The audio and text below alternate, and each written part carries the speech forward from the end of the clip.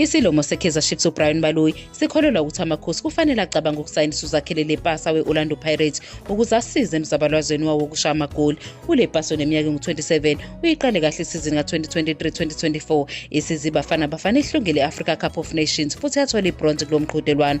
Kodwa-ke ukulimala kanye nokudlondlobala kukaJehofas Mabasa no-Evidence Makgopa kumenze waphelelwa yithemba ku-Orlando Pirates, okudala ukuthi abantu basenyakatho ne-Afrika ne-SuperSport United bafuna ukumsayinisa. Khona manjalo iKaizer Chiefs ithwele kanzima phambi kwamapali kule sizini, kanti uNasruddin Nabi kuthi ngathi umgadlo omusha. uBaloyi ucabanga ukuthi uLepasa angenza umehluko eqenjini. Ngesizini ka-2024-2025 uLepasa akakaze abonakale ngisho nasemidlalweni owodwa kumabhakabhaka. uBaloyi uthi umqeqeshi waseTunisia nethimba lakhe lezobuchwepheshe akudingeki babheke kude ukuze bathole isisombululo, njengoba uLepasa engumdlali weBafana ohlala eqokelwe eqenjini lesizwe uma edlala.